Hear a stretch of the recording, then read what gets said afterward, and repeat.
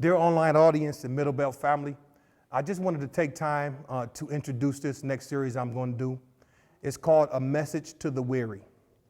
And I was convicted to do this sermon based on a lot of the injustices and things that are happening in our world. And I just want to take time to do a series to help us be able to grapple with some of the issues, how we're supposed to handle them emotionally, psychologically, and even physically, and most importantly, spiritually. It's important that we learn from God's word on how to handle these type of traumatic events that happen in our community and these injustices. What it is not a time to just bash on any ethnic group or to dog anybody. I think what we want to do, though, is just to give some words of encouragement and therapy to those who need it the most right now. Over the last week, 2 weeks, you had George Chauvin's verdict come out. And in the midst of that, 3 people died.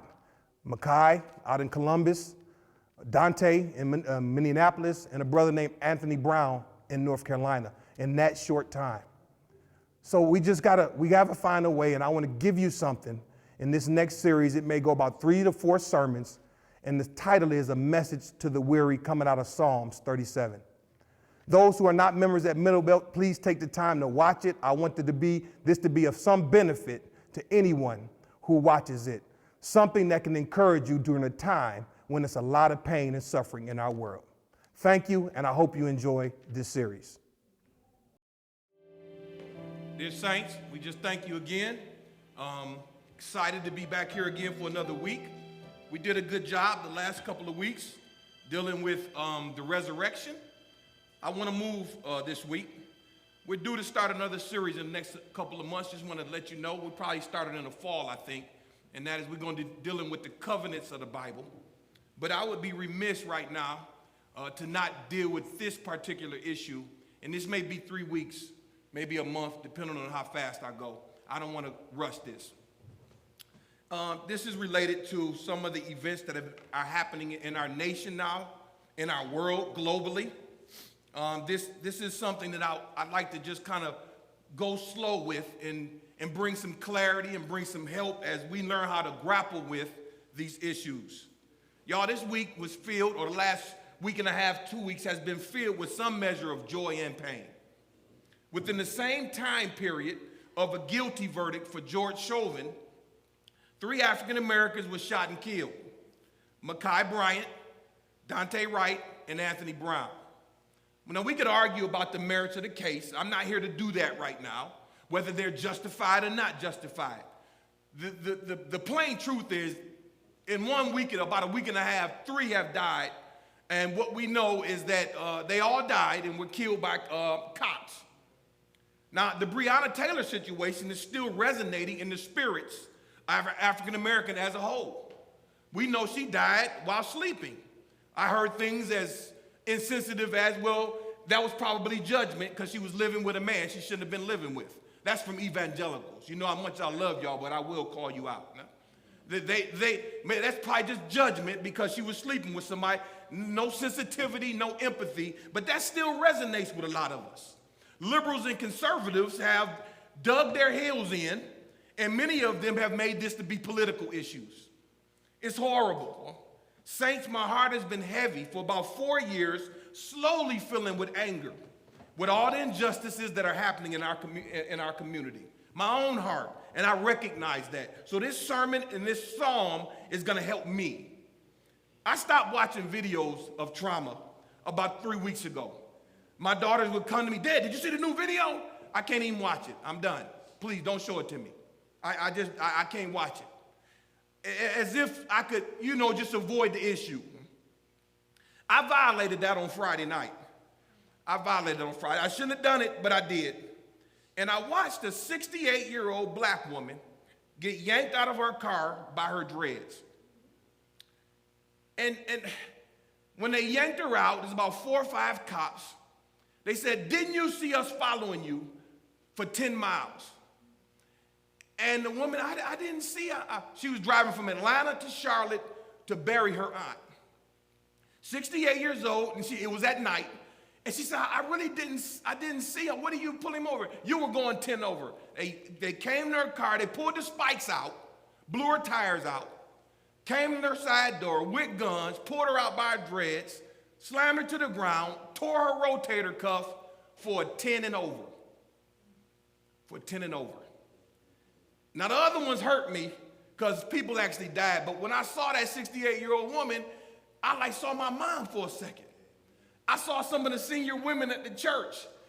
And the reason she gave for not seeing them, I totally understood. She said, I was just driving, listening to my music. I didn't see it. Because when I get on the expressway, sometimes my wife had to remind me, you know it's a cop behind you. Because I just go black, you know, you get that highway, get glazed, you in your music, and you don't even recognize some things around you. They did that, and that hurt. That hurt me to see that. In an article written June 24th, that happened in 2019, right before COVID. The reason we just finding out now about it is because the cams finally got, the dash cams or whatever they use, body cams finally got released. In an article written June 24th, 2020 by Rihanna Martin at NBC Today titled, What is Racial Trauma and How Black Therapists Are Helping Patients Cope, Murray helps us grapple with the deep-seated emotional pain associated with daily struggles African Americans go through in America. She walks us through what racial trauma is and what it does to us psychologically. Now let me speak for myself. I am a suppressor. I am a suppressor. What I mean when I say that is each event I suppress, I look at it, deal with it, and move on. That's the only way I can cope. I've probably been doing that since I was a little boy. I just look at it, it's wrong, there's nothing I can do about it, and I keep moving. Because I figure if I stay too long in it, it'll stop me from going forward. I'm not dealing with that, never have dealt with none of that stuff really emotionally. I suppress it. I dry up the tears, I don't cry about it. I keep moving. Because we was taught as young boys, keep it moving, wipe your tears up. That's how I deal with it. Still do something. God is finally teaching me how to accurately and to psychologically deal with pain. Now, there's other ways people deal with it. Suppression. Some people deal with depression. Some people deal with anger. Some people deal with acting out. Everybody has different ways of suppressing trauma. But make no mistake about it, when you see people die the way certain people are dying, when you hear a man on the ground crying for his mama and they don't get off his neck, and I watched the trial of George Floyd, a large portion of it, at the 6:19 mark, he didn't have a pulse. His body was limp. And they stayed another 3 minutes on top of his body. 3 minutes. When you see that, and you think about your sons, your nieces, your nephews, your daughters, then you start to, either you do two things. You either gonna suppress it, I gotta move on, I gotta move on. Here's the thing, suppressors. You're not dealing with that. It's kind of destroying you real slow from inside out. It is. You don't sense it, but it is. We've always dealt with things like that, mostly as African Americans. Now, my objective now is not to make our white brothers uncomfortable. My first objective in these sermon series from this psalm is, in a sense, to give African American people as a whole, brown people, Hispanic, and now Asian people, some measure of therapy from the word and how to deal with the pain. Now, secondarily, as Caucasian brothers and sisters in Christ, it may do you well to listen right now so that you can then become a help to somebody in a different situation. So when you go to an emergency room, none of us even question this anymore. None of us do. If you come in there with pneumonia, serious condition, or an ear infection, serious condition, they sit you down and wait for you to go back to the nurse. But you recognize if they roll somebody in there with a stab wound or a gun wound, it's not that your issues are not important, but that issue is going to take precedent over your issue. In this moment, and I say this without apology, what African Americans are going through, black and brown people are going through, takes precedent over some of the other issues. It's not that your issues are not important as an ethnic group. They are important as well. But this thing right here is causing pain. Therefore, as a pastor, my job is to help my people to that extent have something that they can put in their toolbox to help manage the deep pain that's going on. If you can look at this stuff and be unaffected, something wrong with you. Something is emotionally wrong with you. If you can just walk by and shoot, I'm talking to myself. That's just the way I manage things. Like, oh, it was another one. Now, we talk about it like it was a basketball game. Another one didn't happen. Now, I like what Will Smith says about this. They're not happening more, they're just being filmed now. So I think we got to grapple with this, y'all. Now, let's define. This is how she defines it, the writer of the article. Racial trauma is the cumulative effect of racism on someone's mental and physical health. Cumulative means all together over the years. That includes direct acts of racism, when somebody fly by you and stick their middle finger up and yell nigga out their car. Hate crimes, being discriminated against at work, we just get used to that and we move on. Systemic racism, we get used to that and move on. Health disparities, COVID, you see how it's affected us, pay equality, lack of diversity, and more, as well as microaggression. These are subtle acts of racism in the form of comments or questions that often perpetuate racial stereotypes. For instance, with your baby girls, when people always want to feel their hair and say, man, that feels different. You see, that's microaggression. It's not like ours. You know, microaggression with just the low key, man, I'm gonna give you a microaggression right here. You really speak well for yourself. You're very intelligent. You know, I have good diction and grammar. That's microaggression. Over the years, we just keep moving. Now watch. Add all that to the recent police killings as well as the COVID pandemic, which disproportionately affects African American communities. Therapists aren't surprised that at this moment in time, it is having a profound psychological effect on their black patients. There's your definition. The cumulative effect of racial issues that we just get used to dealing with, in so much most of it don't even complain about it. We keep it moving. Now, what does it look like, y'all? It is really a form of PTSD. What does it look like? It means irritability, low self-esteem. Our dark brothers and sisters, you see it? You see it? Poor concentration, feelings of hopelessness. My wife will tell you, she works in the school district. African-American boy struggling a little bit in a class, they had that boy in special ed so quick, it don't mean he should be in special ed, he just needs somebody to tap into something and help him along the way. They'll have him without blinking. Now he got that moniker on him for the rest of his life, special ed. He get put in special classes, he go away from everybody else to learn and all that. He'd be happy for him just to make it through high school. In a sense, it carries with him all the way to senior year. So we see it. Hypertension, heart attacks, psychological health, diabetes, obesity. Now, I am not saying all of these issues are tied directly to racism. Some of them are indirectly tied, and then some of them are just tied to our own decisions.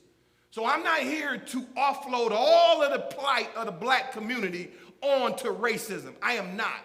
But what I am saying, that they are factors that we need to bring to the surface.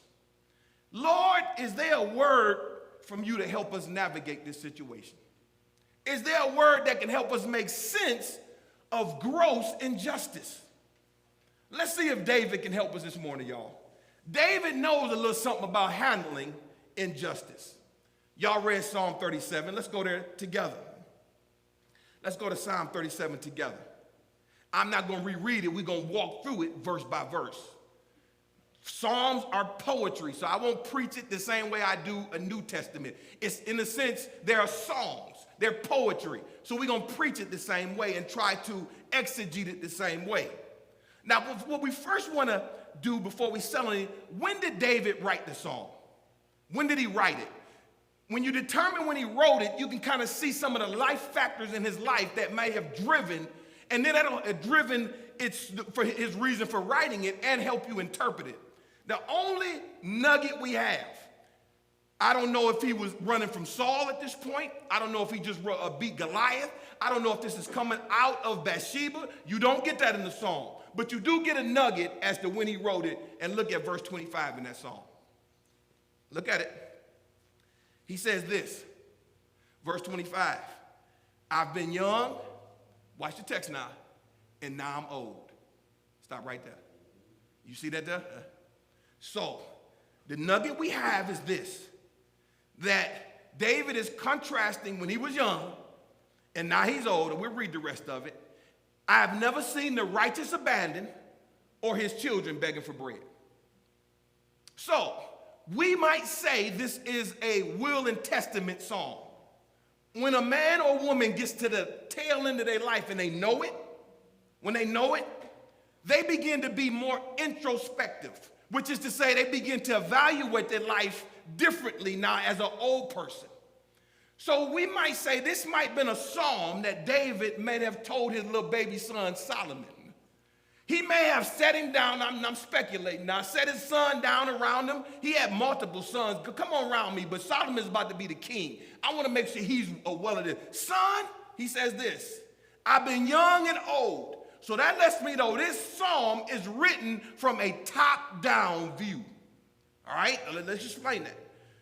David is not in the forest writing this psalm like he did some of the times he was in caves. He wrote many psalms when he was in caves running from Saul, King Saul. No, he is now at the end of his life being taken care of and cold. If you go back and read 1 Kings, cold, getting old, beard, gray, everything. And he said, no, now let me look top down in retrospect. And let me give you a top down above the forest look.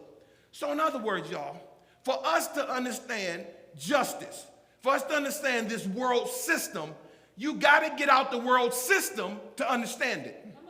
You understand that? You can't follow CNN, MSNBC, Fox News all day because that's in the system.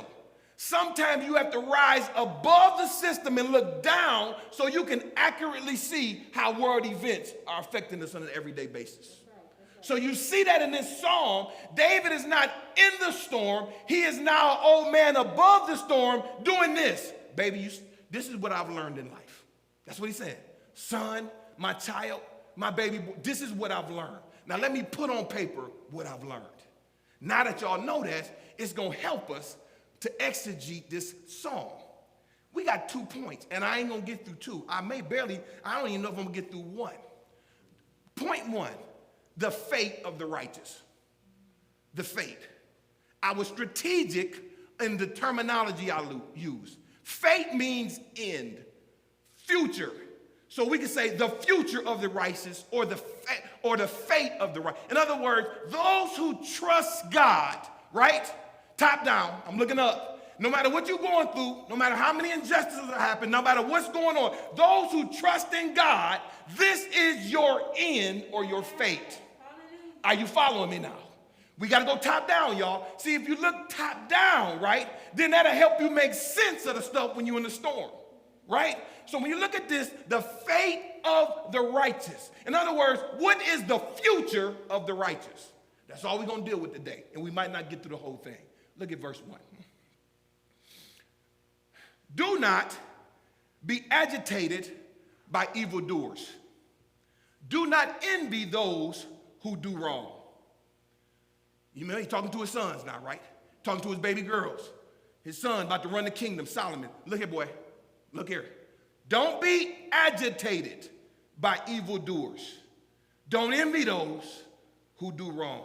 Look at verse 1. Don't be agitated. That word could be anger, agitated, frustrated by wicked folk. Now, let me put this disclaimer out because folk will hear this differently. When I say wicked folk, I am not talking about the whole Caucasian race. You follow me? I'm not talking about government. I'm talking about wicked folk. That's it. Just stay there, okay? Be they black, be they white, be they government, be they... I don't care what race or ethnicity they are. Let's deal with this. Don't be agitated by wicked folk. This is a call by David, y'all, to not allow anger, watch this, to consume your heart with folk who are committed to your demise. He said, don't let anger consume your heart with folk who are committed to your demise, right? Understand, for a system of oppression to work, most likely the many usually rule the few. that is not germane or just specific to America. The many ruling the few has been the same since human civilization has begun. The more powerful, right, rule the weak. Jesus dealt with it within the children of Israel, and they was all the same race. Understand that? The strong, right, dominated the weak. When Jesus came in the New Testament, the Pharisees were the strong, and they were dominating the weak, which was the poor people. So it was more based on social status. But regardless of the reason, Bible says this: don't be angry and agitated by wicked folk. Now, this also has in mind this anger we have when wicked folk, watch this, are able to take advantage of the system because they got money or something, get over on people, beat the system for a variety of reasons. Be it their gender, be it their ethnicity, be it their social class. David said, don't let that get to you. Now, what I'm not saying is that you don't call it out, because Jesus did. I'm not saying just avoid the problem. I'm not saying that. What I'm saying is, once you have made your peace and called out the sin, don't let it consume you from day to day. Gender, ethnicity, social class, I don't care what it is. I've been there before when you watch a person committed murder, right? And they got a good attorney because they can afford it, and they get 2 years in prison. I don't know about y'all, but the case a couple of years ago about with Botham Jean. Y'all remember that one, don't you? Let me remind you. That's the brother down in Texas who was eating a bowl of ice cream on his couch. And the woman, the cop said she went to the wrong apartment. She thought it was hers. And she came in there and she thought he was an intruder and shot him in his own apartment while he was having a bowl of ice cream. You remember that one, right? She got 10 years manslaughter. And probably, if she do good time, will be out in about 5.5 years. It worked. She was believed. Oh my gosh, it was an accident. I didn't know it. And the door wasn't half open and none of that. She went into his house and put one in him. And then and as usual, at the end of the case, African Americans are always expected, watch this, preacher, to forgive. Then they start pulling out Martin Luther King quotes on us to make us feel guilty. And you know why they do that often? They don't want us to get riled up and start getting angry. So they quote Martin Luther King to us a lot of time just so we stay calm. You know what Dr. King says? And I almost went, he said it to you too. You understand what I mean? It wasn't just for us. In other words, calm down, calm down. You know, as Christians, we're to forgive. You know how hard that is? And a mama got to bury her son, 25 years old, a good kid. She got to come down here and bury her son who's having a bowl of ice cream. And you telling her in that moment, after the woman walked out with barely a sentence, will be out in 5 or 6 years, forgive her? Now, she got to do that, Brother Ray, at some point. But you got to be empathetic to people who got to do that kind of stuff. That's hard to do. It's hard to do. That part of that walk of Christ is hard to do. Christ knows that. That's why he said, I'm going to be with you and give you the strength. It's the Holy Spirit thing to be able to forgive those who despitefully use you. Y'all think it was easy for him to forgive while he was being crucified? No, he had to make a decision. I forgive you. Forgive them for they know not what they do. But don't make that easy. We're always expected to forgive as black people. Always.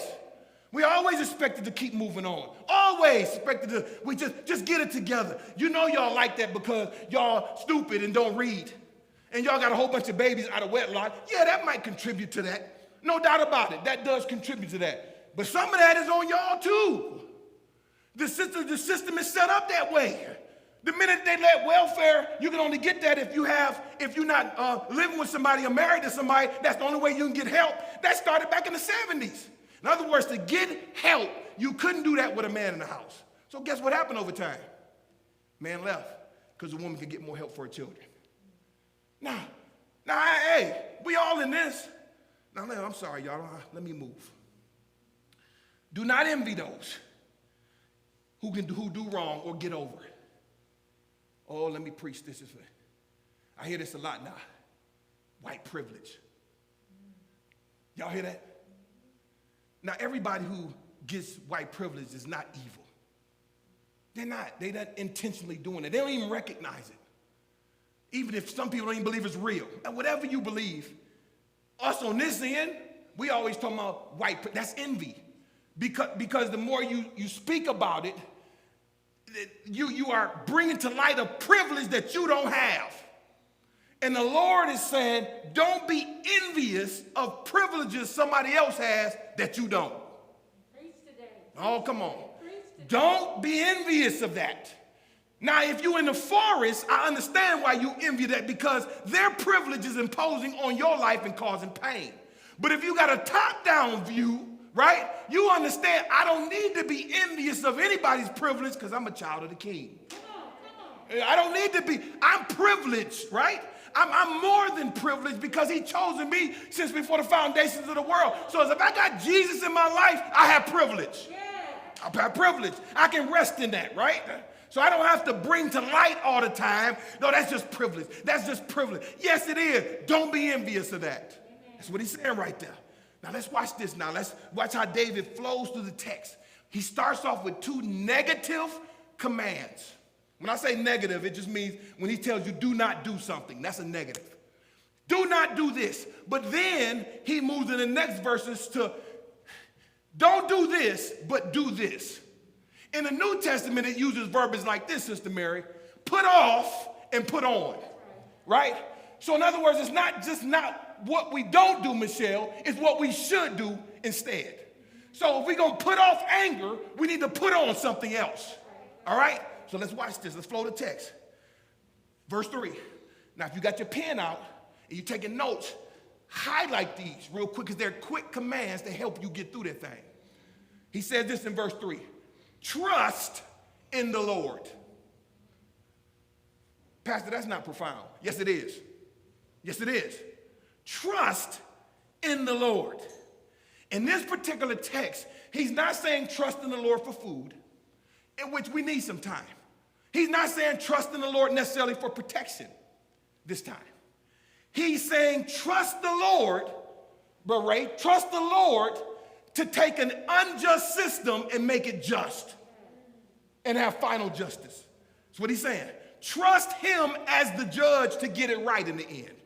That's what he's saying.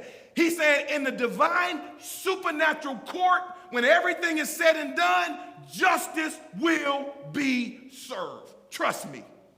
Now, in this life, Brother Tony, you ain't always going to see that.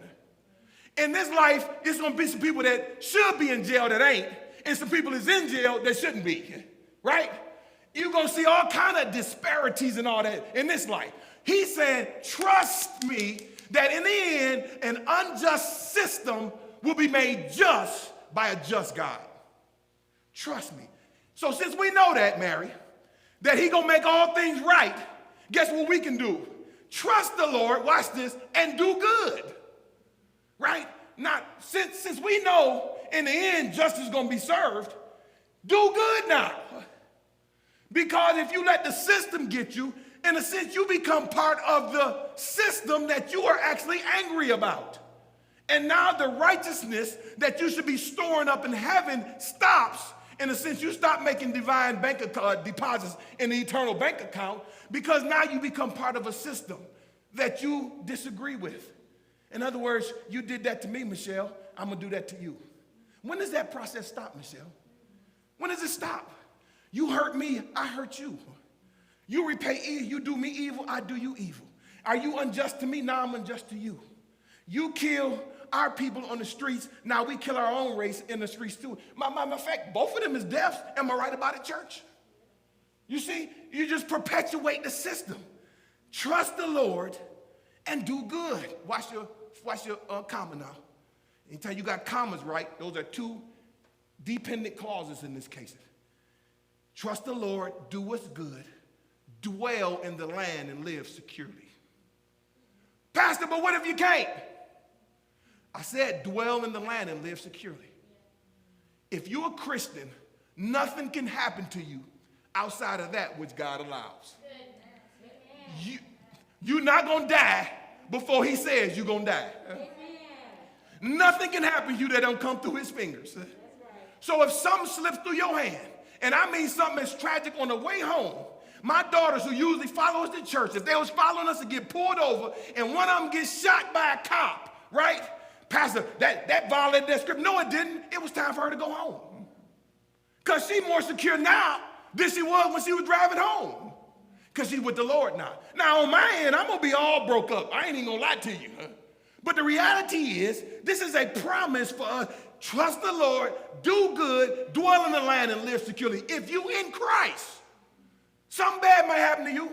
I ain't even going to promise you that. But if you're a Christian and something bad happened to you, know this, that all things work together for good to those who love God, to those who are called according to his purpose. So if God decides to exercise his sovereignty in your life and say, I'm going to make you a little uncomfortable now and make your husband sick, maybe they break his arm or something bad happened to your wife in the streets, unjust. She wasn't at fault and he wasn't at fault. Lose a job for reasons that it was just unjust, right? I may do that. Why? So I can use that situation to draw more people to myself and to glorify myself. I use that. But my husband's, he's secure. If he living, he's secure. And if he dead, he's secure. Because he's in me, right? So this security, we got to redefine it. Security doesn't mean you are physically safe. It means that you're spiritually secure. You follow me? It don't always focus on the physical. Living securely. So being pastor, this is not a promise that nothing bad will. This is not a promise that something bad won't happen to your family. All it says is trust the Lord. Remember I told you, first clause, trust the Lord. Lord, whatever unjust thing happens to me in this life, come on, preacher, you will make it right. Amen. That's all I got. In this life, every one of them, everybody that dogged you, called you stupid, dumb, touched on you, felt on you, did just that they stuff they shouldn't done. Every cop, bad experience, every job you lost that you shouldn't have lost. God says, I will make the unjust things in your life be just for you. And then I'm like, Lord done gave me a little nugget on this side. I don't totally see how this thing gonna play out in my life, but here's what I do see. Everything folk have done to me, although it was painful and it was hard, Sister Mary, it had nerve to make me a little stronger. You understand what I'm saying? Like now I ain't talking about physical strength. I'm talking about spiritual strength, right?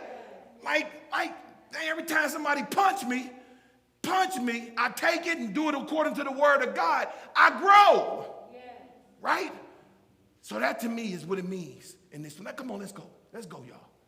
Let's keep it. So now, there's a sense in Psalms that David is trying to get us to look at life events top down, y'all. Get in the helicopter and look at the whole forest. The forest is going to end. I know you lost in the forest, but it's got an end point. And on the other side is a waterfall, right? So he says this. We got to go top down. David is an old man, y'all. And he got a little time left, right? He understands his time is short. He is admonishing his children to trust the Lord and don't let any human event, watch this, or person provoke you to stop maturing in Christ. Don't let any one person or any one event keep you from maturing in Christ. I can say this without fear of contradiction because I'm talking about my own spiritual walk. The day Donald Trump got elected, in some sense, I stopped growing because I let anger set in. It wasn't just that he got elected. It was that he was so vile and sexual, and I saw pastors and preachers I respected put all of that aside and voted support and threw 100% support around him, and all of the principles that conservatives talk about, family matters, family, husband and wife, he violated all of them boys. And at that point, it was an anger that set in at their hypocrisy. And that just grew and grew, and y'all, I'm just now starting to pull it out. Because when you let it grow, germinate, oh, that's the word later. When you let it grow, now I'm not on my kingdom agenda because of anger. And now watch this, look at my point. Don't let persons provoke you to stop maturing, Michelle, and growing in righteousness. And events, life events, and everything. Now let's go to verse 4. I'm pulling myself apart today, y'all. This is hard for the pastor as well as everybody. I got pain too. Verse 4. Take delight, now the first trust, right? Take delight in the Lord, and he will give you your heart's desires. Let's rest right there. Take delight. There's your other command. It's a positive command. Am I right about it? He didn't say do not do this. He said do this. Take delight. Now this word is interesting. Ladies will understand this word. Delight means in Hebrew to pamper and refresh oneself. You know when y'all get to go get your hair done and nails and feet. I finally succumbed, dear audience, to a pedicure. I did it about 2 years ago. Because you know I totally bought into men don't get no pedicures. So I did not go. That just wasn't my type of audience. I like my nails cracked, old and funky and a little dirt underneath it. That didn't bother me one bit. I like them like that. I feel more than like a man when my stuff look like Paul White's. But my wife says this, come on, just do it one time. I said, I'm gonna do it. Sean and Dennis was with us, but don't tell nobody. I don't want to lose my man card. But I got in that thing. It's a massage chair. She clicked that thing on. They put out that, this for COVID now, they can touch you. They put out that warm water with the little aromatherapy in the little bowl, and then the water started bubbling. I put my feet up in there. She went down and got the cuticles and all that stuff that I just got used to living with, cut it off where it ain't painful, rounded it off, cleaned it out, put that doggone pumice little stone on my feet and rubbed all that off. That's the word right there, delight. It means to refresh oneself, right? That's the word right there. So watch this now. Take delight, refresh oneself in the Lord. Pastor, how do I understand that from a relational point of view, right? 20-year anniversary, your husband gives you a trip late because when you first got married, y'all was poor. He couldn't do nothing but Chicago or Niagara Falls or Toronto. But now 20 years in and the kids gone, he able to afford Turks and Caicos, Hawaii, or maybe Bora Bora, right? And you out there, and in that moment, your husband and you are not thinking about your little dirty, nasty kids. In that moment, you're not thinking about the issues that you have back in Detroit or where you live at. You are refreshing yourself in each other's presence. You getting the picture now? You start to pick up on old times. You two are enjoying water streams together and little baby turtles swimming. You swimming with dolphins and all that kind of carrying on. Your wife is seeing flowers that she's never seen before and palm trees. Y'all drinking down there because y'all in that church and y'all look to see if any Christians is around. And now y'all get y'all little drink or something like that. Y'all are down there refreshing yourself. You following me? The text is helping us to see we can delight in the Lord that same way. This is new for me. Because with me, the Lord is work. It is holiness. This scripture said, I'm like I read it. You mean, David, we supposed to enjoy God? You mean this is supposed to be enjoy? I always thought the Christian walk was right? No. Take delight in his goodness and his grace and his mercy and his love. Don't focus on all the issues all the time. See, we focus on the issues, we forget God is still in control and that he loves us and that he cares for us. He's compassionate. It's like you're on a beach with your husband. You ain't thinking about all that foolishness. You just join your husband in the sand. Do the same thing with the Lord. Take delight in the Lord. Here's what happens.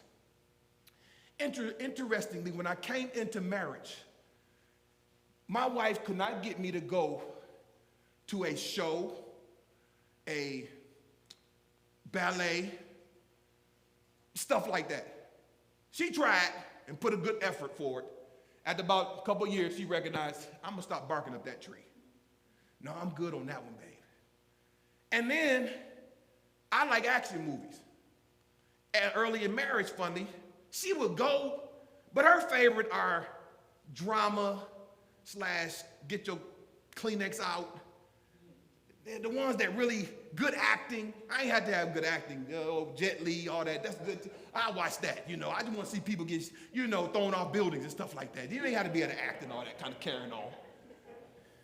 Now the other day, it's funny. The other day, I was like, babe, what you want to watch on TV? I said, you can watch what you want. Let's watch a drama. I said that. Let's watch a drama or something. She's like, no, let's watch action. No, let's watch drama. No, I'm cool with it. I'm good. I'm really good. Let's watch some, no, let's watch action. You see what's happening there? I took her to a play. We went to go see that famous play. What's the name of that play, honey? That we see in Chicago? Hamilton. But Lord, I wouldn't done that 5 years in marriage. You can cancel that. Huh? We went to go see Alvin Ailey, and I got the tickets, the dance, and enjoyed it. What happened? What happened? Because in marriage, if you really love somebody, you have a desire to please them, right? And then watch what happens. As they're pleased, oh, have mercy, you get pleased. So to take delight in the Lord is to learn how to, I'm trying to hold tears in, is to delight in him when he's the most important person in your life. As you delight in him, you find pleasure in delighting and pleasing him. That's what happened to us. I'm watching Lifetime movies. And I actually be looking at the plot. That was kind of stupid, but let's watch the next one. It's the strangest thing. I'm like, I am not the same guy. If it wasn't sports related or something physical, I'm done. I have become multifaceted. I know a little bit about art. I know a little bit about dance. I've been to concerts and all. God changed me because the people who I love enjoy those things.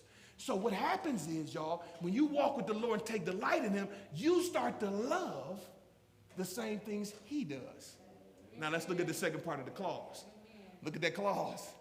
Don't the second clause make sense now? Take delight in the Lord, watch this, and he will give you your heart's desire. Does it make sense now? Now I see folk who get that scripture and read it by itself. Right by itself. No meat on top, no meat on the bottom. And you know what this leads right here, don't you? That's a blank check right there. Huh?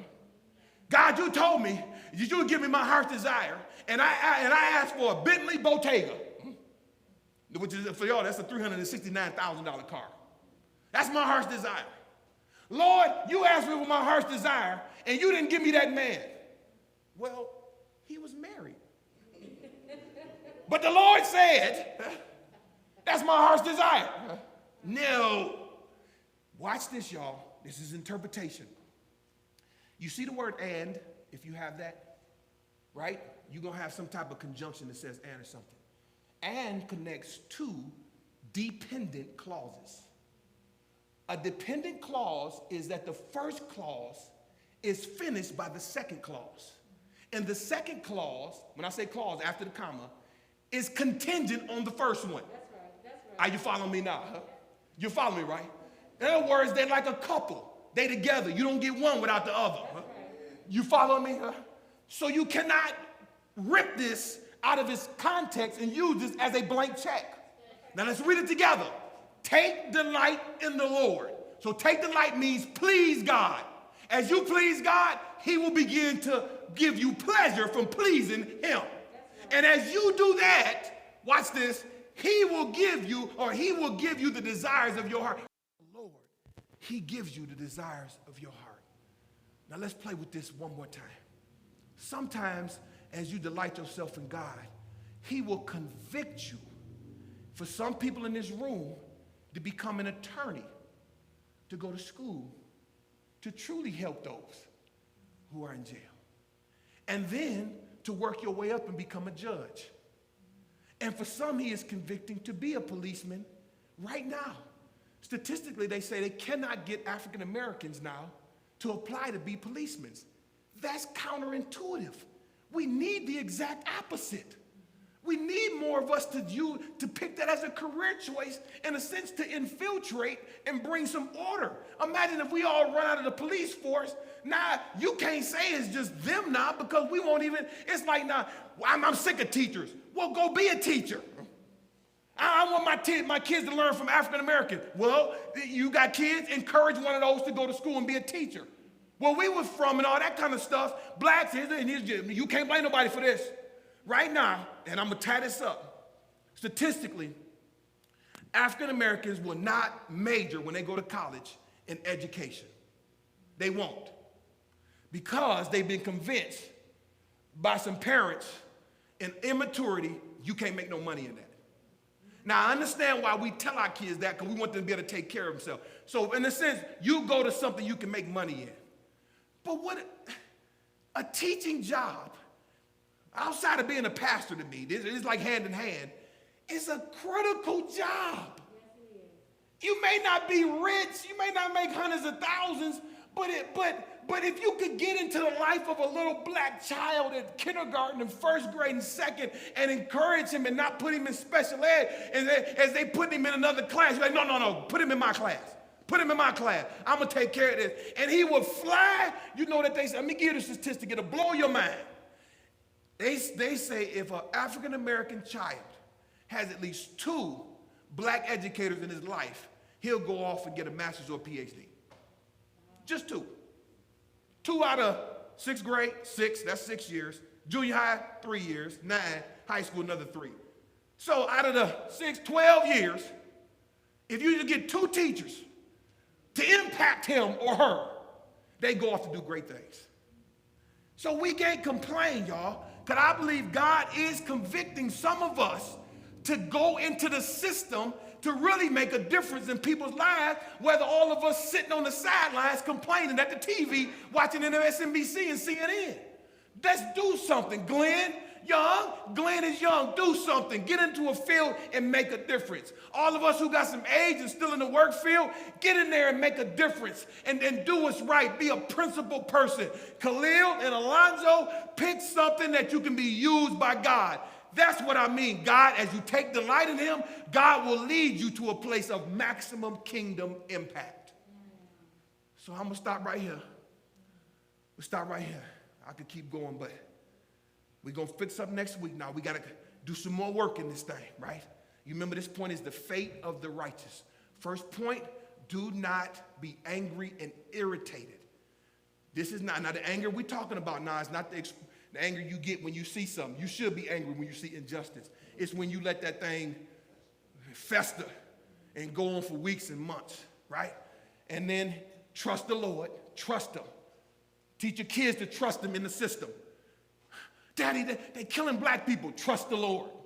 But Daddy, I'm scared. Trust the Lord. Nothing can happen to you, baby, unless that God allows it. Nothing can. If you truly know him as your Lord and Savior, nothing can happen to you unless and if God allows it, ain't nothing you can do to stop it. Nothing you can do.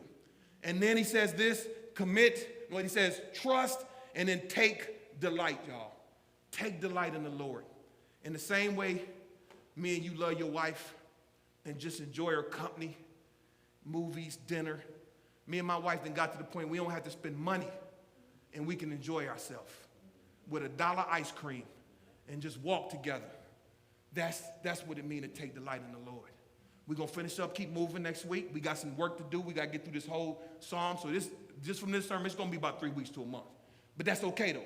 So we can do real nice and slow and bring some clarity to this situation. If you're here today and you don't know Christ as your Lord and Savior, I want you to come. Pastor, there's a lot of stuff going on in the world. Yes, it is. Let me tell you this, online audience, and my church family at home. Y'all, this ain't going to get much better. If you've read 5 minutes of the Bible, you know that the minute sin entered the world in Genesis, it's like a ball rolling down the hill. You remember back in the day when you watch a cartoon and then a rock would fall and then it'll pick up a little snow, and then as it goes down and gravity pulls the rock down in the snow, as it goes further down it just pick up more snow. But guess what else? It's picking up snow, weight, and speed, right? It's picking up snow, weight, and speed. Well, that's the way the world is right now. As soon as Adam and Eve sinned, the sin thing started going downhill. It's picking up speed. It's getting bigger, bigger, and bigger, y'all. So for those of y'all who waiting for, everybody say, oh, I can't wait to how it was before COVID. May never be that way again. May never be that way again. It may never be that way again, y'all. We got to get used to functioning in the world that is changing. We can't worship in here and the things never get right. We got to be prepared to go outside. We got to do what we got to do. I just don't have no promises I can give y'all. I don't even tell my kids it's going to get better. I don't know. That's what I tell them. Because we get through one thing, it may be another. We get through the police injustice, it may be another thing. Y'all, that's why you need Jesus. Amen. You need him. He's the only one to help me make sense of all of this. So if you're in the audience and you see this kind of lack of stability, you see this kind of hopelessness, you need Christ. He will help you with that. He will be your hope when you don't have any hope. We ask that if you could just admit that you're a sinner, please do. Your sin has separated you from him. My sin separated me from him. I'm no different. Our sin separates us from him. He can't look on sin. But he took care of that. He sent his son to die for your sins. In other words, he paid a debt to himself on your behalf. Do you understand that? He paid his own self off through his son's death on your behalf. I just don't understand that. Now, I know you ain't gonna, you don't pay your loan at Chase or something like that and you default and they pay your loan, all of it, and let you stay at the house and keep your name on the note and pay it all off for you. To themselves.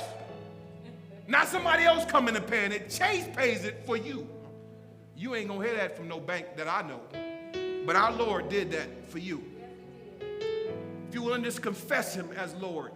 Romans 10:9, if we would confess the Lord Jesus and believe that God has raised him from the dead, we can be saved. So if that's you, we ask that you would call us, please. Call us, please. Some of y'all have been watching our line since COVID started and still kind of have been scared, or don't be scared. Don't let Satan keep you from doing what you know to do to be right. Don't let fear keep you. Don't let embarrassment keep you. Don't let the thought of losing certain things in your life keep you from the greatest gift that you will ever get, and that's Jesus Christ and him crucified. If that's you, you don't have to wait for us. You can do it right there.